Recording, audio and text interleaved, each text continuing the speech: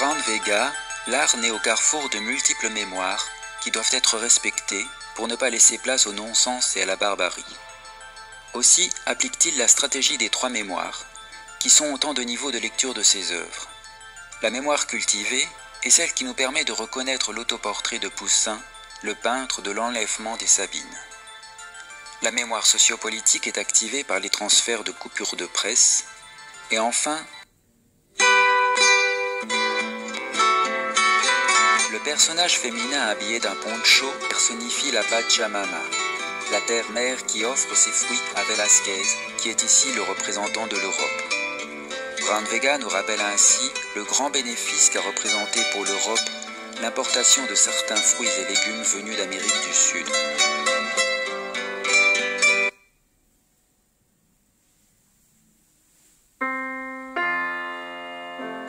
Dans ce tableau, Brown Vega nous parle des rapports entre Paul Gauguin et Henri Matisse. Voici ce qu'il en dit en 2004 dans le colloque « Rencontres et construction des identités » à l'université de Saint-Étienne. Si on regarde le nu bleu de Matisse qu'il a commencé à peindre à Tahiti, et si on voit les nus peints par Gauguin, on se rend compte tout de suite des racines graphiques de l'un vis-à-vis de l'autre. Si aujourd'hui on reconnaît l'importance de Matisse dans l'œuvre de tous les artistes contemporains, on est bien obligé de voir aussi la projection de Gauguin.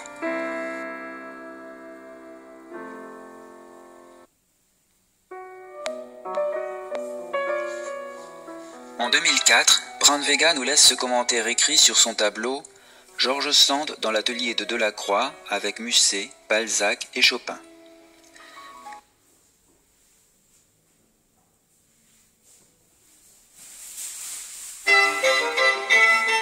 Herman Brown ne renoue pas avec le langage pictural de ses prédécesseurs pour le subvertir, mais pour affirmer et témoigner.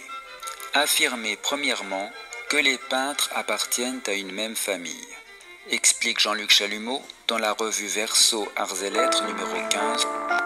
Roberto Gac, écrivain chilien, auteur entre autres du roman La Société des Hommes Célestes, dont la couverture est illustrée par un tableau de Brown Vega, A Quiet Sunday in Central Park, publie en 2003 dans la revue Espace Latinos un article intitulé « Brown Vega, maître de l'interpicturalité ». Article. La vue de Delphes, tableau de Brown Vega de 1987, est directement inspiré du tableau du même nom de Vermeer. Au paysage de Vermeer, Brown Vega ajoute un premier plan avec des personnages métis qui sont ses contemporains. Ce faisant, il est fidèle au thème récurrent du métis.